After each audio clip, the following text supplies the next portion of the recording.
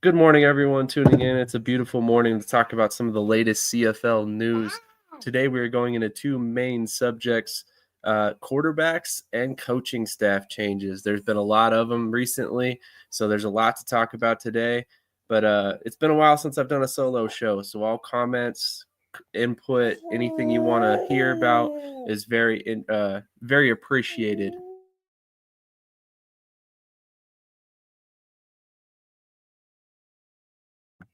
Sorry about that. So as we get into this, go grab your coffee, or if you're like me, grab your energy drink and relax as we kind of sit back and talk about some of this latest CFL news. Today's episode is brought to you by our newest sponsor, Breaks GPT. So if you're a big sports member or bilia collector like myself, check out their website today and use our discount code at checkout to save yourself a few bucks. But before we get into the topics today, I have a rather big question for anybody who might be tuning in, and that's, of course, what's the biggest move that we've seen so far in the CFL, whether it's a coaching staff hire, a trade, a contract extension, anything of the sort? I want to hear what you guys think is the biggest move for any one of these CFL teams. But before we get into this, we'll play the intro.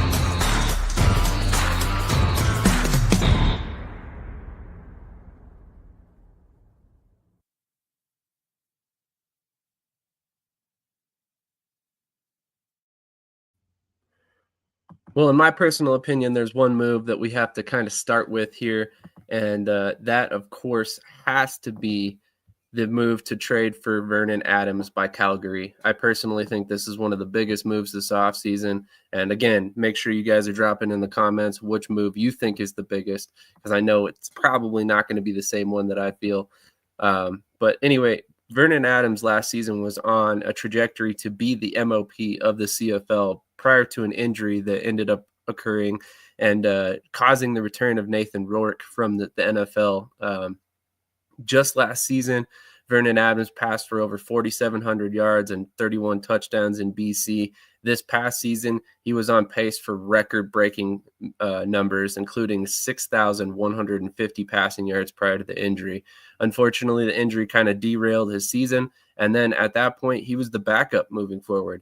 Rourke came in, he was given the starting nod, and then after that, signed to a contract that kind of indicated that Vernon Adams was going to be the odd man out one way or another. Adams has a long injury history, so I'm not entirely surprised to see that the BC Lions decided to move on from him instead of Rourke. But Rourke didn't really play all that well last season, so we'll kind of see if this move bites him in the butt long term. But Calgary, on the other hand, had been dealing with the inconsistencies of Jake Maier for quite a while.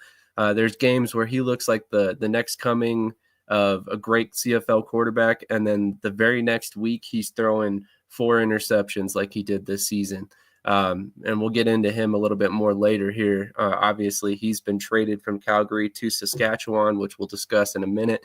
But I thought Calgary did a very interesting job of trying to shore up some of this quarterback position. Not only do you bring in Vernon Adams, like I said, an MOP candidate in the CFL, but you actually also go out and extend PJ Walker. If you're a fan of the XFL, you know exactly who PJ Walker is. He spent some time in the NFL after a great stint with the Houston Roughnecks in 2020. And now he's back in quote unquote alternative football, playing with the CFL. He signed with Calgary late towards the end of last season, didn't really play much, and now he gets an opportunity to be the top backup heading into 2025. He signed an incentive-laden contract that's tied to kind of playing time incentives, and I think that was kind of by design. They didn't necessarily plan on him being the starter, which I was kind of fooled about. I thought he was going to be able to compete for that starting job, but now it kind of makes more sense. You bring in a guy like Vernon Adams, who has that long injury history, and you bring in a guy like PJ Walker, who's going to be motivated to play when he does get on the field and hopefully win that starting job if he ever does step on the field, and then earn those playing time incentives. But then he also gets a chance to earn those incentives either way due to the fact that, like we spoke about, Adams has a long injury history. So there's a pretty good chance that Walker's going to play some sort of games this season for Calgary. And then as of right now, those are the only two quarterbacks that are really under contract for them. They had Jake Maier, Tommy Stevens, Logan Bonner, and Matthew Schultz all hit free agency. But before Maier had an opportunity to hit the open market, decided to trade his rights to Saskatchewan for, I believe, an 8th round pick, if I'm not mistaken. Moving on to Edmonton, we have the extension for Tre Ford, which is a huge extension in his particular case. You look at it right there, 3 years, max value, $1.238 million, which coming for a guy who was once the top overall pick in the CFL draft, but has started just 18 games in a potential 42 appearances. He accounted for over 600 all-purpose yards, 4 touchdowns, and 2 interceptions in his final 2 starts last season. But then they wiped the slate clean. The whole staff was fired. Chris Jones is gone. Jarius Jackson's gone. All the coaches he's known since he was drafted in Edmonton, just 4 years ago at this point, are completely moved on from. We have a new head coach in Mark Killam. Again, we'll get into him later on. And ultimately, they've said all the right things about Tre Ford. He's going to get the opportunity to start. He's going to get the opportunity to be the guy in Edmonton. And I think they made some really good moves to kind of surround him with the right coaches and also the right mentor as a backup quarterback. And again, we'll get to that here shortly. We all know there was a rather large trade that saw MBT and Cody Fajardo swapped. And I think Cody Fajardo is a really good fit for this Edmonton offense. Again, we'll get into that in just a moment. The next big move, on my personal opinion, is the Davis Alexander extension. I mean, this guy has been sitting there in Montreal developing for many years. He finally gets the chance to start last season. He produced over 1,500 all-purpose yards, 9 touchdowns, 2 interceptions, playing in just 7 games with 4 starts. When you really look at what he did last season for Montreal, he came in and he was a very steady performer, considering the fact that he had never really started games prior to that in the CFL. But this is kind of what happens when you take the time to develop a quarterback, give him an opportunity to really learn the offense and kind of, get his footing in this league that is a lot different than 4-down football that a lot of these guys come from. So, I thought that was a really great move by Montreal to actually stick with Alexander and develop him out of Portland State. I mean, the dude was electric in college, and now he gets an opportunity to be the guy moving forward. But both his contract and Tre Ford's are very incentive-laden, tied to a lot of different factors that could, increase or decrease the value depending on how things go. And they also, both of these teams brought in veteran backups. You look at that trade that sent MBT to Montreal. He's a better fit for what's going on in Montreal right now than Cody Fajardo might be. And then vice versa. Cody Fajardo is a better fit for the offense that Edmonton's going to want to run and develop around Tre Ford, who's a very mobile guy, as we all know. But you kind of look at that trade, and I think it's a good move for both parties, and that's one of those rare trades you kind of say for any CFL team. Normally one team's going to win a trade, but in this particular case, we see a situation where MBT, like I said, better fit for Montreal. Cody Fajardo, better fit um, for Edmonton, especially due to his mobility. He's a veteran guy. He's got over 2,000 rushing yards in the CFL and over 41 rushing touchdowns. And he's a guy who can kind of teach some of the ins and outs to Tre Ford about playing as a dual threat passer rather than, just a pocket passer like MBT really is. Realistically, like I said, big fan of the trade. I think it was a good move for both parties. And ultimately, I think it's going to be a situation where both teams are going to be very happy with the move they made. Before we get into anything else, I'm going to go ahead and play a quick commercial for the sponsor I mentioned before, and then we'll get right back into it. Good luck, everyone here.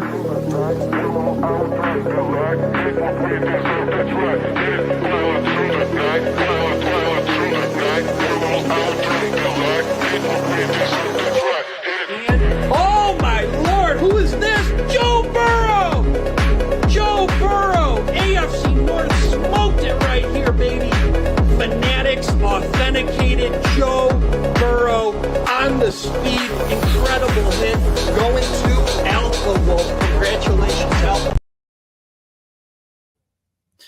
All right, so getting back into this, we're going to move on to the next biggest move, in my personal opinion, which in this particular case, I believe was kind of an under-the-radar signing, one of the signings that I don't think a lot of people were talking about or really had on their particular radars, but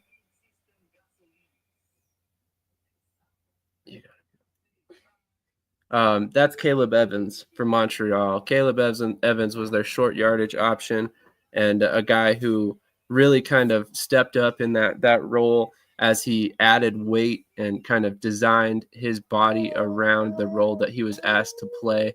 And now we see a situation where he's brought back.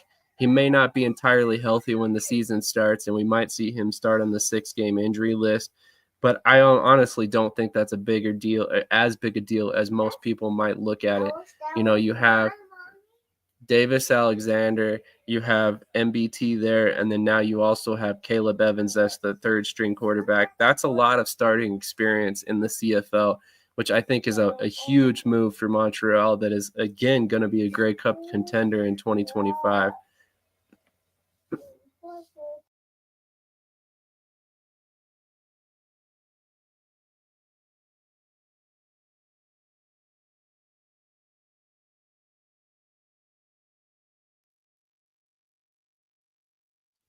Sorry about that. Had some technical difficulties, and all of a sudden my screen went black there. But moving back on to the next biggest move, we have an extension for Trevor Harris, which, again, I think is a huge move for Saskatchewan. Trevor Harris was a great piece of the puzzle this past season, but at the same time, he's another veteran quarterback who has a long history of injuries and could be another liability if things go awry with his injury history. If he misses games, that's why you bring in a guy like Jake Maier, who, like I said before, he can play really well in short stretches. He's a guy who realistically has been a good quarterback in multiple times throughout his career, but he's also a guy who you don't necessarily want to bank on being the answer long-term, if you needed a starter all season long. So you bring him in on a team that's got Trevor Harris there, who will unfortunately turn 39 before the 2025 season, but also, again, has that injury history. Bringing in Maier, who has 45 starts in the last 65 games and over 11,000 passing yards, is a big move for Saskatchewan.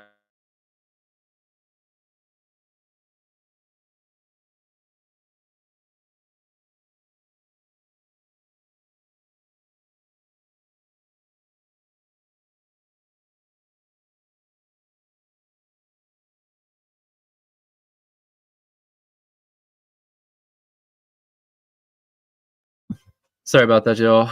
Keep having some technical difficulties here. But in the last two games against Saskatchewan, Jake Maier actually kind of played his best football. He went 38 of 53 for 490 passing yards, 5 touchdowns, and 1 interception, and added 21 yards on the ground. So, I mean, this is a guy who Saskatchewan saw firsthand can be a great player in short stretches. And it just so happened that he played some of his best football against the team that now has his rights. I believe they still have to sign him to a contract extension currently, but given the way that they traded a draft pick for him, obviously the plan is to lock him up at least for the next season and maybe beyond. And that kind of gives them some how do I even want to put this? Some stability at the quarterback position should Trevor Harris get hurt. And then they can kind of move forward with Jake Maier, who's only going to be 28 in 2025 as things move forward. As we all know, the CFL is not scared, specifically Saskatchewan is not scared of older quarterbacks. Like I mentioned, Trevor Harris is 39 years old.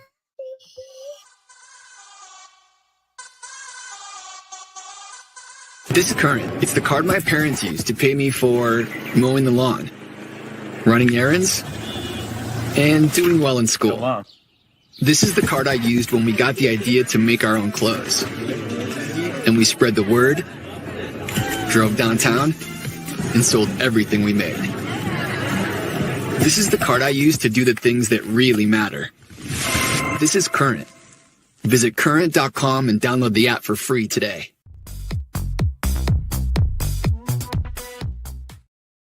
All right, let's go ahead and get into some of these coaching staff hires. One of the ones that I felt was bound to happen at some point. Brent Monson is back in the CFL as a defensive coordinator. He's hired by the Hamilton Tiger Cats, which is kind of a surprise. We ultimately will see Chris Jones kind of jettison there in Hamilton, which I was kind of surprised. Chris Jones did a rather good job of kind of turning around that defense at the end of the year. I personally think Jones is a better defensive coordinator than he ever was a head coach, but here we are. They decided to opt for Monson, who has a lot of experience in the CFL. He's definitely a guy who has 2 Grey Cup victories under his belt. He's spent time as a defensive line coach, a linebacker coach, and then spent the last 5 seasons with Calgary as the defensive coordinator. So he's a guy who's very experienced.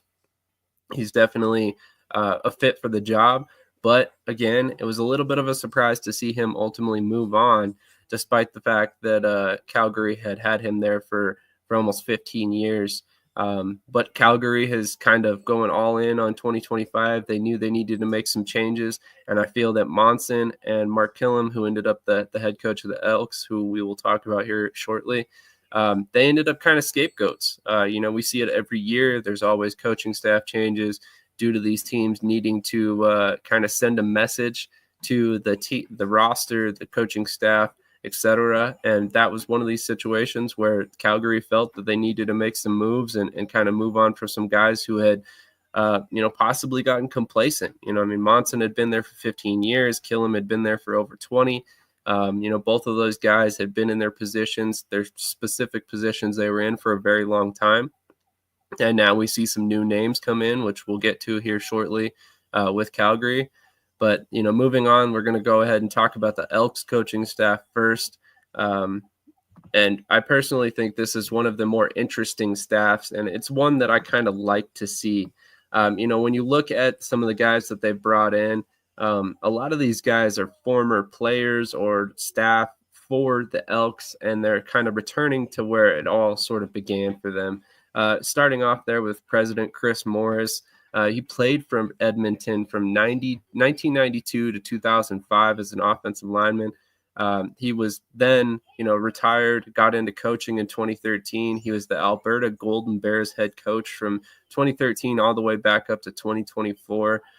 During his time as a player, he played in 5 Grey Cups with Edmonton, won 3 of them. And then this past season, after the 2024 season, he decided to resign as the head coach of Alberta to return to Edmonton, kind of, again, where his CFL career started and played out. So it's always awesome to see these guys return to cities that they know well. Chris Morris is tops on that list of guys that know Edmonton well.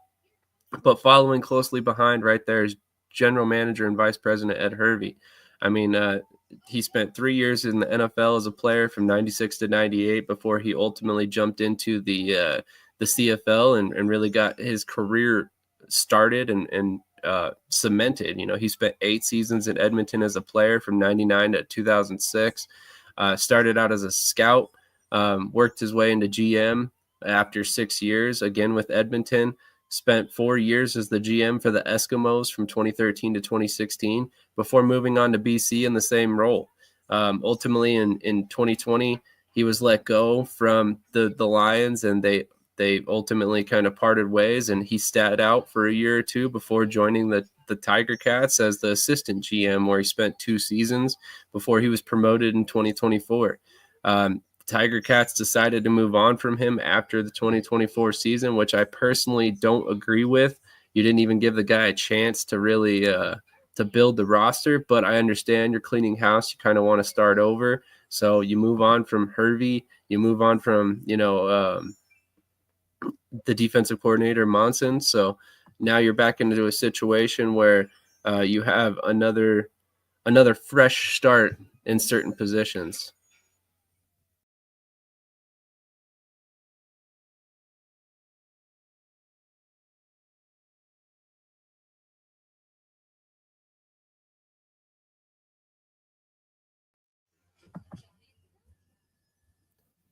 Moving on to Mark Killam, the head coach that was hired away from Calgary after being let go, or being informed he was going to be let go for the 2025 season. He spent his entire coaching career at the CFL level in Calgary. He started out there as a strength and conditioning coach in 2005. He also served as a defensive assistant for his first 2 seasons there. Moved up to linebacker coach in 2007, spent 3 seasons in that position while also still assisting the strength and conditioning program. Then in 2010, he took over the special teams unit and stayed in that position all the way till current day. In 2019, he added assistant head coaching duties. So he was a guy that really was trusted in Calgary and was really honestly Dave Dickinson's right-hand man. But ultimately, like I said, Calgary's moving on. They needed to shake up the staff and kind of move forward with some new names, some new feeling there in Calgary. So ultimately, they move on from a couple established coaches. He's a 3-time Grey Cup champion. And actually, this was a guy who was viewed as a future head coach for a long time. He interviewed for 4 different head coaching openings before being hired by Edmonton. Actually was interviewed by Saskatchewan last season. Corey Mace really wanted to also bring him on the staff after he had interviewed for the head coaching opening, which I thought was interesting. But ultimately, he was blocked by Calgary, only for him to be let go the following season, which, man, talk about a petty move. But, at the end of the day, that's kind of how this coaching staff stuff goes. It's rumored as of right now by 3 Down Nation that Jordan McKismick will come over. He was previously the BC Lions offensive coordinator, started his career with Northern Arizona in 2009. In 2013, began his CFL career as an offensive assistant right here in Edmonton. Jumped over to Ottawa for 2 seasons before returning to Edmonton as the quarterback coach, where he spent 4 seasons. Also added pass game coordinator and later offensive coordinator duties to his titles before moving on to the BC Lions, where he stayed until present day. And now we see him return to Edmonton. Like I said, this Edmonton staff has a lot of ties to Edmonton one way or another, whether they played there or coached there in the past. And J.C. Sherritt, the defensive coordinator, is no different.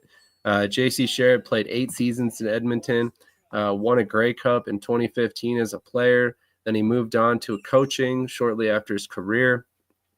Was the linebacker coach for Calgary in 2019. Then he went on to coach at the college level with Cal Poly. Was there for 4 seasons from 2020 to 2023. And then he returned to Calgary as the linebacker coach and run game coordinator in 2024 before ultimately joining the staff for the joining the staff for Edmonton once again. So this is actually his third stint in Edmonton. So like I said, a lot of ties to Edmonton one way or another. I think it's an awesome way to build the staff. You bring in guys that know the city, know the roster to a certain extent, know some of these guys that have been around as far as the coaching staff and front office. And it's ultimately a situation where familiarity breeds chemistry. So I think this is going to be the start of something good for Edmonton. I think they're going to turn it around, and I ultimately think they're going to be a team to reckon with over the next few years. And I especially like the staff came out and definitively named Tre Ford as the starter going forward. I think that was an important move if you wanted to keep Ford, and that's why you hand him that $1.2 million contract. And now you kind of have to surround him with players or coaches that know how to develop a quarterback and can really kind of grow him. And there really aren't much better coordinators to develop an offense around Ford than McKismick. That's my personal opinion. He's done a lot of great things in BC. Built an offense around Nathan Rourke, helped develop him, and then ultimately decided to move on to Edmonton. So great move by Edmonton to bring in all these different names that are tied to the city. But moving on, we're going to go ahead and talk about the BC Lions staff and their shakeup. So as we know, they moved on from head coach Rick Campbell this past season. They also shook up the front office due to the fact that he was the general manager as well. Neil McAvoy, who was the co-general manager, has now been promoted to VP of football operations. He's been with BC since 1999.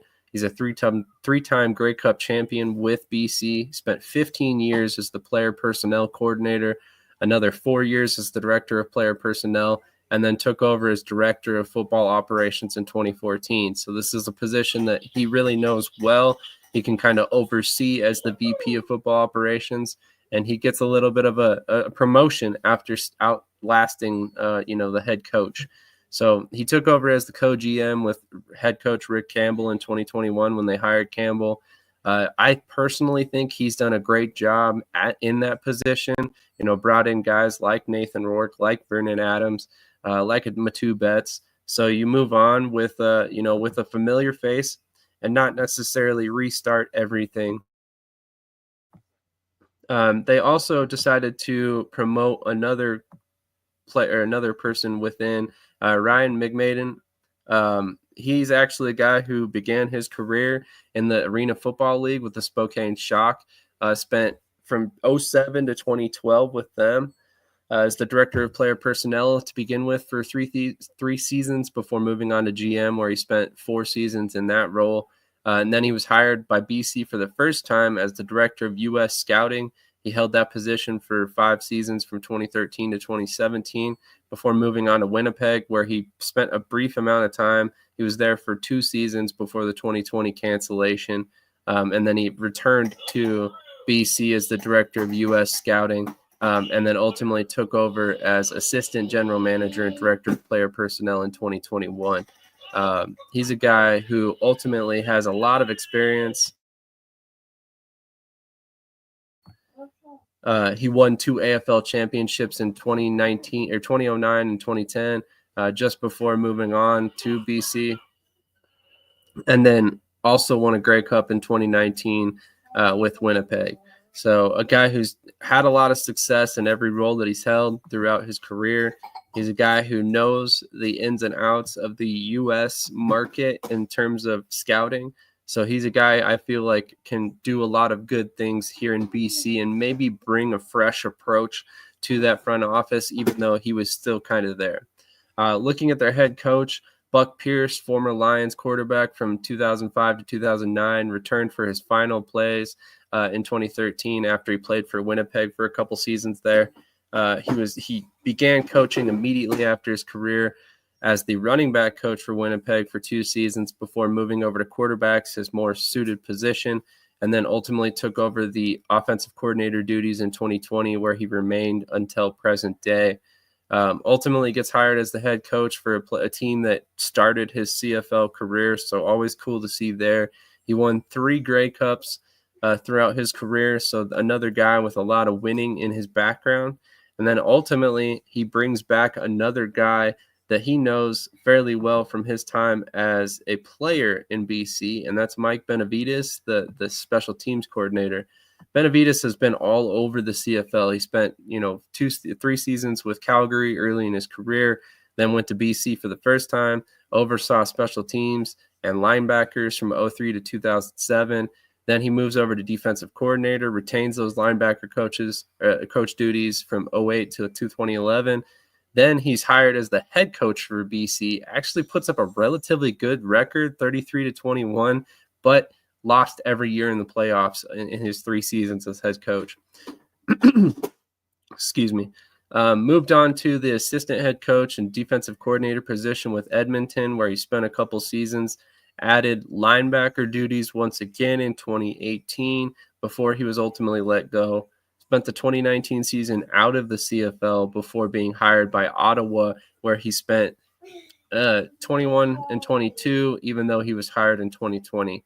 He returned to BC in 2023, again as the special teams coordinator, and now he transitions back over to, I think, defensive coordinator. So that's another position where I think you're getting a lot of experience, a lot of winning. He's a three-time Grey Cup champion as well, and it's a situation where it's a good move for all parties, and it's definitely not the worst move they could have made.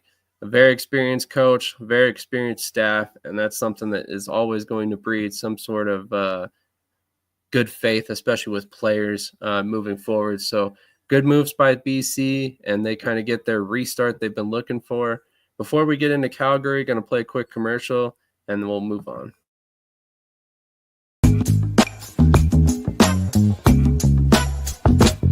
I'm just being myself, cool as can be. When I'm being myself, you wish you were me. It's so easy. Get out your own way. It's just so easy. All right, moving on to Calgary's changes. As you can see, a lot has stayed the same. General manager, head coach Dave Dickinson wanted to save his job, so that's a lot of why a lot of these changes happened. Offensive coordinator Pat Delmonico stays. Bob Slowick stays, but he gets a promotion to defensive coordinator. Let's go ahead and start there. Bob Slowick's been coaching since 1984. He spent 11 years as a defensive coordinator in the NFL with the Bears, Browns, Packers, Broncos, and then spent 2 seasons with the Alouettes, although he was technically the defensive coordinator in 2020 when the season was canceled. He actually won a Super Bowl back in 1992 with the Dallas Cowboys. I know most of you guys watching probably weren't even alive at that point, so no reason to dwell on anything Cowboys related because, obviously an Eagles fan here. So spent 8 years in college coaching defensive backs and linebackers before moving on to the NFL, where he spent 21 seasons as a defensive assistant, defensive back or linebacker coach, and then also as a defensive coordinator, like I mentioned a moment ago. He's only spent 5 years in the CFL, including 4 of them with Calgary. But this is a guy who's obviously very trusted. He's called defenses for a long time. Dickinson feels that he can bring a fresh look on the defense while also bringing in some very established assistants around him. And then for anybody who's not aware, his son is actually the offensive coordinator for the Texans still. So a lot of coaching in the family there, coaching in the blood, you could say. The next big change is the special teams coordinator position.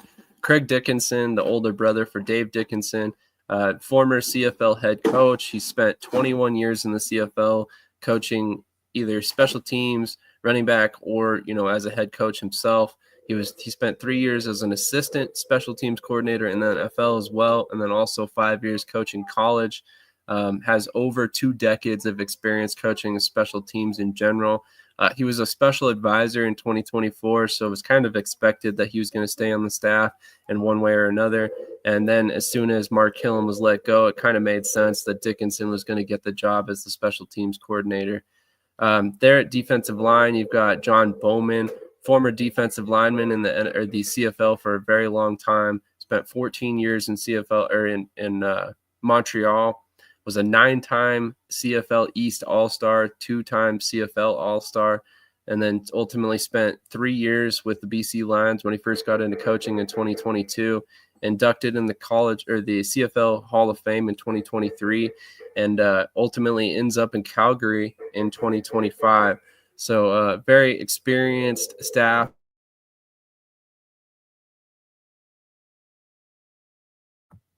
Heading into 2025, and I think Bowman's a really good addition for this staff. Looking at Marcus Clun, the linebackers and run game coordinator, this guy has been coaching for many, many years. Started in 2007 as a high school defensive coordinator and defensive backs coach. He only spent 2 seasons in that position before ultimately being hired at his alma mater, Lindenwood. He spent 2 seasons or 3 seasons as a defensive backs and defensive line coach before taking over as the defensive coordinator. Only spent 1 season as that defensive coordinator before moving on to Southwest Baptist University. And he spent a total of 9 seasons with Southwest Baptist as the assistant head coach and defensive coordinator before coming back to the CFL as a coach in 2022 with the Saskatchewan Roughriders. Spent a few seasons with Edmonton after that. And then ultimately we find him here with the Calgary Stampeders, where he takes over as linebackers coach and run game coordinator. There's a lot of experience on this staff. Like I mentioned before, this dude spent a long time as a player, as a coach, and now you ultimately bring him back or bring him into Calgary, where he's going to coach alongside a former defensive coordinator very recently, and that's Baron Miles. Miles is a guy I happen to know a lot about because he spent the last couple seasons in Ottawa, and before that was with Montreal, 2 teams that I covered very closely for CFL News Hub over the past couple seasons. He's also a former player who played the position of defensive back for many years, from 1995 all the way into 2009, immediately jumped into coaching, spent 8 seasons coaching DBs before ultimately taking over as the defensive coordinator in Montreal in 2021, ironically replacing Bob Slowick. So kind of crazy to see that he was, ultimately the replacement for Slowick once before. Maybe we eventually see that in Calgary as well, but only time will tell there.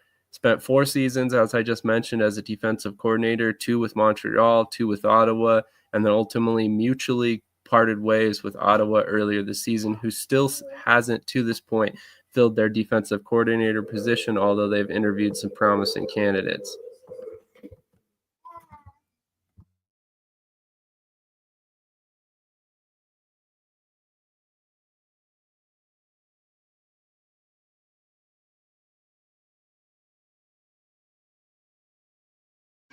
Sorry about that. Moving on to the receivers coach, we've got Marcus Howell, spent 11 years playing wide receiver in the CFL, including 4 years in Calgary. Started coaching in 2011, overseeing linebackers before ultimately moving to wide receivers. He coached wide receivers for 2 different teams and strictly wide receivers from 2012 to 2017. Okay, we're done then.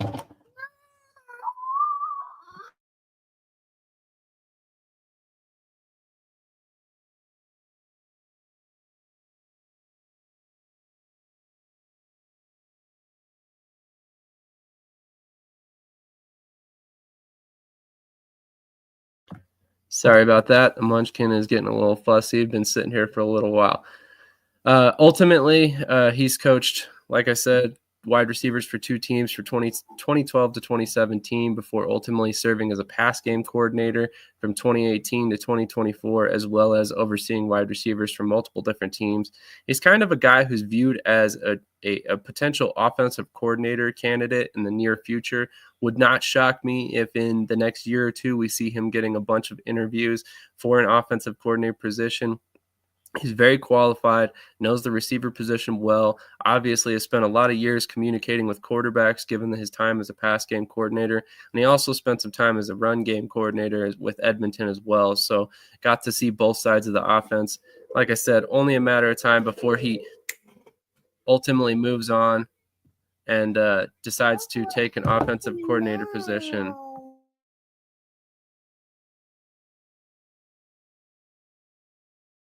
And then the final coach on this staff, one that, again, I know fairly well from his time with Ottawa, Eucombre Williams, is now hired as the running back coach and assistant offensive line coach. He spent 5 seasons right here in Calgary as a center and played a couple other positions when needed. He won a Grey Cup with Calgary in 2018 and then ultimately signed with Ottawa for the 22 season. After a rather rough season with Ottawa in which he was injured, he ultimately kind of a roundabout way announced that he would be retiring. He posted that he attended a retirement party, but never made an official announcement that he had retired. I think teams at that point kind of just assumed that he was done because he never resurfaced on another roster. In his off time, he actually served as a PE teacher, but did not do any coaching up until this season. So this is his first season coaching, but that's a really, really quality player and coach to bring in. He's got a lot of firsthand experience on the offensive line, and I'm excited to see his influence on the running back position. But great hires here for Calgary. We'll see if it ultimately pans out to some winning for them. They're obviously all in on the season. Like I said, made plenty of coaching changes, with all the guys we just named. And on top of that, went out and swung for the fences, bringing in Vernon Adams. You also, bring in or retain PJ Walker. So you're kind of banking on the fact that this is going to be a quality season. For a lot of people that don't know, Calgary had a long run of making the CFL playoffs up until this past season, and then they kind of just bottomed out last year. They were one of the worst teams in the league in 2024, and now they ultimately will have, some high round draft picks to try and reload here around Vernon Adams and PJ Walker, and we'll see what they do behind those two guys. I personally think they'll probably bring back, short yardage specialist Tommy Stevens. I would really like to see them carry a 4th quarterback on the practice squad, which I anticipate them doing, just based on depth concerns due to the fact that Vernon Adams has been hurt multiple times in the past, and you really can't count on Stevens to be an option as a passer, even though he may see himself that way.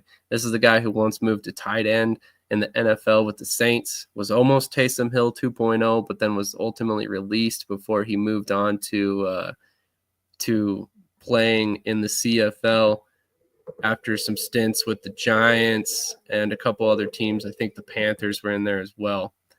Ultimately, I think that's basically the main bulk of the news recently. The one thing that I did want to throw out there that I kind of touched on briefly but did not talk a lot about is Mathieu Betts returning to BC after a brief stint in the NFL. They now have the highest paid offensive player and highest paid defensive player. So, BC's kind of out here, like I said, swinging for the fences with their roster as well. They feel very content with guys like Betts and Rourke leading the way. It remains to be seen how they build the roster around those guys. So it's going to be interesting to see how it all shakes out for them. And if them playing with monopoly money, for lack of a better term, really pans out for them. I think it's a situation where they're really kind of inflating their own egos by bringing these players in and thinking that the coaching staff changes and front office changes are really going to be the difference here. But we'll see what they do in free agency and in the draft and see if they can kind of reload for a 2025 season. They're a team that I have a lot of faith in, only because they've been really, really talented over the past couple seasons. But again, it hasn't panned out in much of anything when it comes to the playoffs, and ultimately resulted in the firing of Rick Campbell. Campbell almost was hired in Edmonton, had an interview there, but ultimately was beat out by Mark Killam.